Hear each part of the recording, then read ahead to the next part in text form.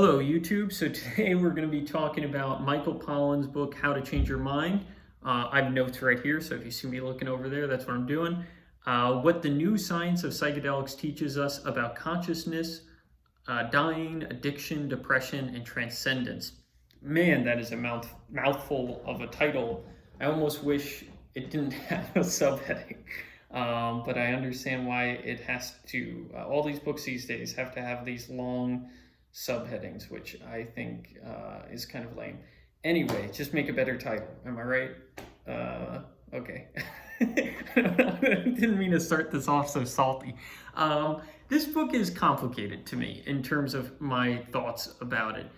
In one way, I think it is a good introduction to psychedelics for people who are just getting into the space. Maybe they want to know about the current research. Maybe they're a little scared of what's going on right now. And this book is like an older person who holds your hand and guides you through where the research currently is. I think Michael Pollan wrote it in that way for a reason too. He has described it as the book where, I could give it to my mom. Like, in fact, I think even before I read the book, I'm like, I think I bought it for my mom for like Christmas or something, because I thought she would get a kick out of it because I knew a little bit about it. And he's right. And I think he did a good job of writing a book that is in that space. That said, I think the book is controversial among psychonauts. Psychonauts are people who are interested in changing their consciousness, generally through meditation or psychedelic drugs. And the reason why is because it kind of advocates for the medicinal model. Now, the medicinal model means that it isn't legalized recreationally. It wouldn't be like you could go to the store like you can for alcohol and buy psychedelics. It would be more so a thing where you would go to a doctor and you would sit down or lie down, and you would have a doctor give you the psychedelic, and you close your eyes and you would go through the experience. Or it doesn't have to be a doctor. It would just be some sort of guide. And that's kind of what he ultimately advocates for in the book, which I understand why psychonauts and even myself are opposed to that, because I just think it's limiting. Even him in the book, he talks about how he had a positive experience in a recreational setting, yet he is not advocating for the drugs to be legalized for recreational use, which I think is hypocritical of Michael Pollan to say that. In the book, he's like, yeah, I had a great experience doing it, openly admits to it. And then he's like, but for, you normies, like regular people, like we can't, what? Get the drug recreationally. So I think I disagree with him there. He had a really interesting conversation with Hamilton Morris, which I'll link down below if you want to watch it, where Hamilton Morris describes psychedelics similar to music in a way. And he says, imagine if we made music illegal, right? And then people still sought out music, especially the rich among us, right, are going to still be able to access music through underground means. They'll pay a lot of money to get it. And ultimately actually moving back, imagine we make music illegal because it's dissident, right? And it's true, there are some forms of music that can inspire revolution, inspire change. Some music can be harmful to people, right? I mean, I don't really know what music, but I'm sure there is music that has made somebody more sad or, and I don't know if I describe that as harmful, but you get my point, is somebody can view it as bad, right? And certainly throughout our society, people have been, there have been individuals who had nefarious intentions who have painted music as bad. And so ultimately the society makes music illegal, and only a subsect of the population who's very wealthy is able to get it through nefarious means, or, it's just distributed through, I don't know, some online platform and people steal it or whatever. Anyway, point is it wouldn't be a very effective prohibition. And then ultimately we have research that designates that music has medicinal benefits, right? Maybe it can help you with your depression, or it could help you with getting over a lost love, or I don't know, whatever, right? And then people say, well, like Michael Pollan's like, well, then, I listen to music for fun, but for everybody else, I think maybe, you should only be able to listen to it if a doctor is prescribing you a song. That it would be ridiculous, right? Or at least everybody would think it's ridiculous.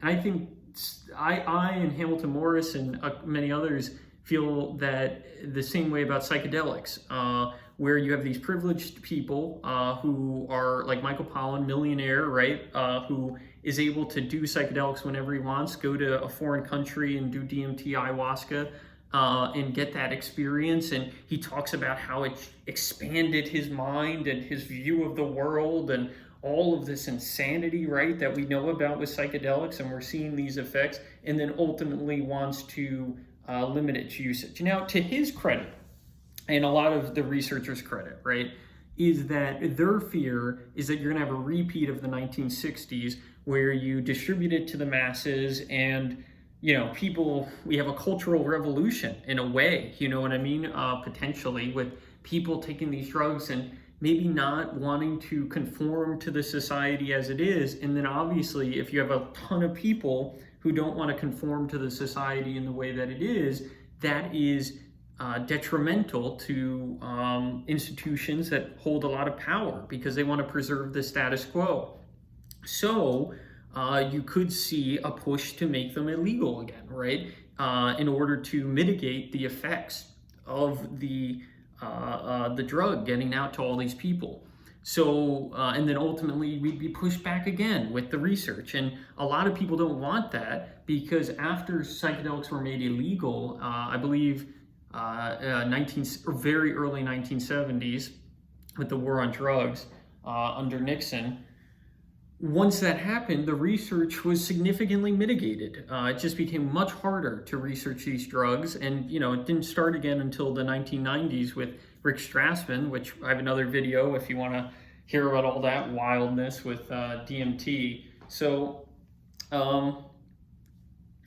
that is the reason why they advocate for this medicinal model. But again, I don't really vibe with that argument. The other thing is that this book puts a lot of attention on Timothy Leary and talks about how Timothy Leary was the reason why the psychedelics became illegal. And the reason, so Timothy Leary, long story short, he has an incredibly interesting life, but he was a Harvard psychologist, became disinfatuated with the space after seeing that psychotherapy wasn't really an effective measure, at least back then, when he was doing it, and then ultimately came across psychedelics, viewed it as this godsend, and then started a program at Harvard and ended up distributing psychedelics throughout the world, or not the world, but throughout his community, and it ultimately got out of hand, and media jumped on it to say, oh, all these people are getting psychedelics, and then ultimately they view him as this like mad scientist that was uninhibited and yeah, I guess, I don't know, wasn't responsible with the usage of them and the spreading of the psychedelics, and that's why they became illegal, which I think is I think it's so short-sighted because if you could take another lens of it, which I think that Michael Pollan doesn't give enough credence to, that, hey, you have this guy who has this profound experience with the drug, right? And is trying to get this message out to as many people as he can. He feels like a messenger, you know what I mean, of this substance now. And then ultimately his message is not conducive with the society, right? He's telling people it's anti-war, it's pro-love, it's all of these things that didn't go with the flow of society, and then ultimately the society with Richard Nixon's war on drugs had to shut down, right? Because it was not there wasn't congruity between it and the society it was in. And really, it's not this guy's fault, Timothy Leary. It's it's the government's fault, and then also the media's fault, because the media really, sensationalized his story and a lot of other drug stories. If you want an example, again, I would have to reference Hamilton Morris on Joe Rogan recently, talked about an example of the media hyping up drugstores, as they often do with a lot of these substances. They hype up the stories and sensationalize them. So I don't know if Michael Pollan gives enough credence to those. I think Timothy Leary definitely was irresponsible with some of his actions, and probably has some credit for the movement getting squashed. But I think it is far too limited to say, oh, it was 90%. He doesn't say 90%, but to really frame it as it was like Timothy Leary was the person why these drugs became illegal. I think that's absolutely absurd.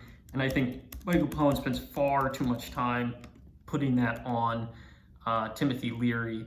And to his credit, he says that, oh, Timothy Leary, though, since he gave out all these psychedelics, a lot of the researchers now who are studying them were actually connected to Timothy Leary in a way. Like maybe they got the drugs through an associate of Timothy Leary, or they worked directly with him. So he credits the research currently with Timothy Leary as well. So he does say the positive in addition to casting his life in a negative way too. So that is nice. I guess. I don't know. I long story short, I understand why this book is controversial among the psychedelic community because of the medicinal model stuff that he advocates for and the Timothy Leary bashing. And Timothy Leary is fairly popular among a lot of psychonauts. So I can understand why people are particularly triggered by Michael Pollan framing him as the guy. I think of Timothy Leary more as a scapegoat, my personal opinion, rather than the transformative figure, if that makes sense, in terms of the drugs becoming illegal. That's my own perspective. I also think, yeah.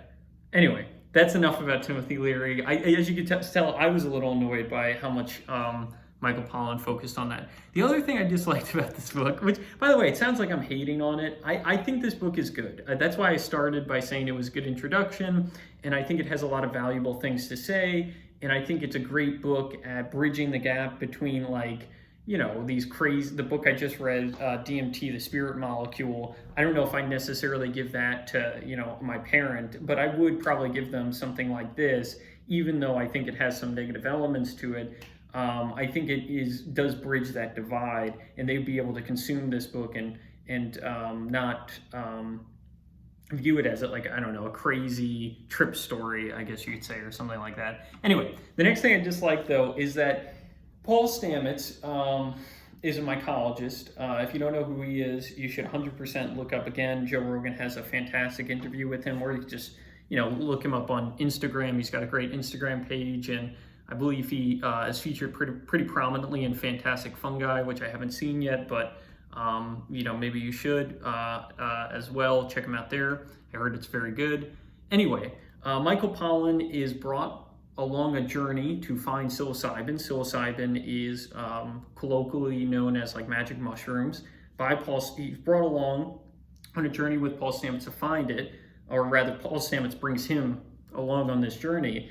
And Paul Stamets is like, hey, Michael, please just don't reveal my spot, because if you do, the feds are going to come because it's illegal federally, and a bunch of people are going to come, and it's going to become much harder for me to find these substance, to find my own psilocybin. So please just don't reveal my spot. And Michael Pollan says that. He's like, oh, Paul told me not to tell you.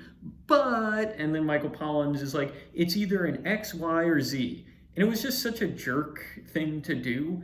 Like, I understand why he did it. I guess, actually, I don't understand why he did it, because he's saying that you shouldn't do these drugs recreationally anyway, or at least he's like advocating for a model that wouldn't include that. And then he's also giving away this famous mycologist's spot for cultivating would be the word, cultivating psilocybin or finding the psilocybin.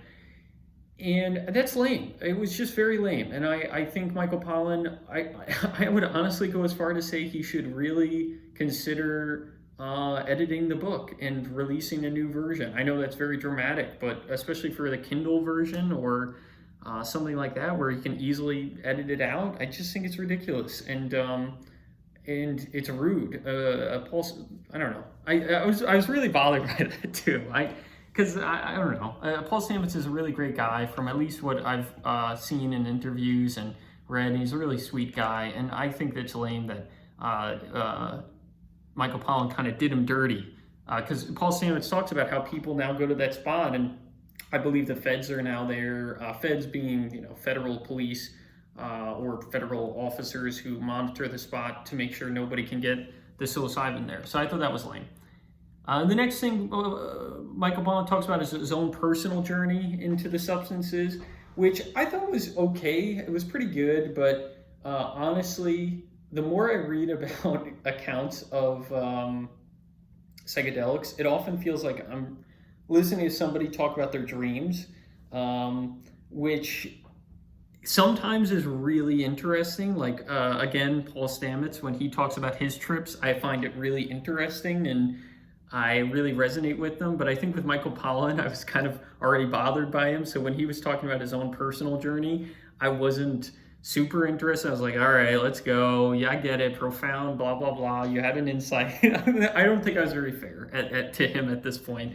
I'm sure it could be really interesting, but sometimes these experiences blend together, and I just felt like there wasn't an experience that he had where I was like, oh, that's a lie. I liked what he said about the plants, because Michael Pollan does have an interesting relationship to plants, because he wrote a book called, I think, Botany of Desire or something like that. And he says, and he has a lot of reverence for plants and believes that on one of his trips, I believe he said they spoke to him, and that was interesting. And at the end of the book, he talks about being in a cage, like he felt like he was in a mental cage, or a physical cage, actually, is how he views it, manifested by the trip. And there was a plant that came out of the cage, and he says that animals can be locked in cages, but the plant cannot be, because the plant kind of grows out of it, which I thought was pretty cool insight. He doesn't really go into what that means too much. He's just kind of like, oh, it was an interesting thing that happened. But I thought that was cool a little bit. I feel like I've come across very salty about this book. I didn't think it was bad. So Michael Pollan stands, don't come for me. I think he seems like a nice enough guy, and I probably, there's also, as I said, the interview with Hamilton Morris. Hamilton brings up a lot of these critiques, and he actually responds really well to them and is very reasonable in his responses, and I don't think he's total, I don't know. I think maybe I'm too aggressive in pushing against him. Maybe he triggered something in me. The last thing I wrote is that I say kind of all over the place, similar to these rambling thoughts videos. I think his book was a little bit didn't have like a thorough line, or a through line, whatever that word is, where it's like this happens, therefore this happens. It's more so like history, kind of, then talking to people now, then also history, then personal experience, then back to history, then also research. It is constantly ebbing and flowing, which I guess is Michael Pollan's style, but it doesn't feel like it has movement, if that makes sense. It doesn't feel like we are progressing anywhere. It just feels like we are, I don't know, jumping all around. like we are, let's say our goal, it doesn't, I don't know, this is a weird analogy, but let's say we go on a road trip to California. Michael Pollan's like, let's just go on a road trip. And I'm like, where, Michael Pollan? And he's just like, let's just go. It's like, okay. So it doesn't really feel like we are necessarily going anywhere, but we do hit some interesting spots along the way. And it was readable. Like, it was a good book. I got through it. So in that way, kudos to him. There are some books where I'm just like, oh, this is trash, and I literally can't read it. So in that way, it was at least it was like a road trip, but we went to some interesting spots, and he had some conclusions about those landmarks we went to that I disagreed with, but at least I understand how he came to that insight on those landmarks. So that is Michael Pollan's book. Again, not bad, even though I know it probably came across like I hate it. I did not. I thought it was actually a pretty good book, and I would recommend it if you are totally new to the psychedelic space and you are curious about what's going on currently with the research around depression, which, by the way, I didn't really go into here, but psychedelics is proving to be really beneficial for people with addictions, with dying. If you, in the sense that with the addiction, it helps people to get out of a rut. So one of the most interesting things that is brought up in this book and is talked about with psychedelics is that like your mind is like snow, right? And your thoughts are like going down a sled on that snow. And as you go on, your habits are those rivets in the snow. And every single day, those get deeper and deeper, and it gets harder to get out of those rivets. You know what I mean? And when you take a psychedelic, there's a whole new layer of snow that is put on the mountain, and so you're able to go down all these new pathways in your brain when you do a psychedelic, and that helps people with addiction who may be like, oh, there's no way out of me smoking cigarettes anymore. This is just my life. And then they get that new layer of snow, and they're like, whoa, I can live a healthier life. I can go this way. I can go that way. And they actually, the research, the sample sizes are too small to, or at least are pretty small to say anything super, super definitive, but they're proving to help people to break their addiction pretty dramatically to cigarettes and I believe alcoholism. And then with dying, it's people who are scared of death, who have a terminal illness, and the psychedelic helps them to become more in tune with the universe and with themselves. And they don't fear death as much, which is really, that's actually a very powerful part of this book, which I didn't really address. And Michael Pollan actually, to his credit, goes into that decent amount. Depression is an interesting one with psychedelics. I have heard many different things. In this book, it talks about how people would do a dosage of psilocybin, or it was, I don't think it was LSD, psilocybin, and they would feel better for a while, but ultimately, a lot of the time, they would go back into a depressive episode or depression. And or I think like 50% of cases relapse, which is still really good numbers that I think like 50% of people were helped with the psilocybin. That said, I think it was more actually than 50% relapse. That said, a lot of the people, even the ones who relapse, a lot of them said that the positive effects still stayed with them. It was just not necessarily enough to push them out of their depression, which would make sense to me, because I feel like depression, it's not like, maybe some forms, depression is such a complex thing that maybe some people could do, I've heard stories about people even microdosing and actually it helping them significantly with their depression and even getting out of a rut. But for a lot of people with depression, it may not help them because there may be other things going on that even seeing it in a new light, it's not like let's, I don't know, maybe an example would be, maybe you got fired and your girlfriend broke up with you or boyfriend or whoever, right? And you're in a just terrible mind frame. You may be able to see that all in a new light with the psychedelic, but you may still need more than that, right? You may need community or love to come back into your life. And a psychedelic is not necessarily going to be able to give you everything. It may be able to give you a new perspective, but it may not be able to give you the deeper things that you may need, if that makes sense, like a community or a job, right? There's a book, this is a bit of a tangent. This is why, oh my God, we're already at 24 minutes. Okay, if you're still here, I don't know how you're still here, but thank you. Maybe I shouldn't go into this analogy. It's a different book. But long story short, I can see psychedelics helping with depression, and I think it probably will end up being better than SSRIs in terms of treatment, because SSRIs, it seems like, may have a lot, well, not even seems like, they do have side effects that are that we don't see with some of these psychedelics that are pretty detrimental.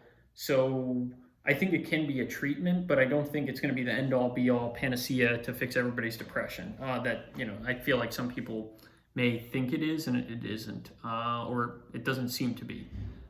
Anyway, point is, that's my rambling thoughts on Michael Pollan's new book, How to Change Your Mind. This was actually made due to a recommendation by my friend Austin. So if you have a recommendation for a book that you think I should read, it can be about drugs. I like reading books about drugs. I think they're fascinating. Or it could be about whatever, you know. Feel free to put it down below. I will make one of these videos for you. Actually, I don't know if I should promise that. If I read the book, I'll make one of these videos for you. So thank you so much for watching. I hope you have a wonderful day. Hit the subscribe button if you want to come along on this journey. Hit the like button if you want to show me some love. If you don't, that's okay too. I don't really care too much. I'm more so, again, I make these videos so that way I can look back and be like, oh, what did I think of Michael Pollan's book, if anybody ever asks me. Anyway, okay, peace out. Have a good day. Bye-bye.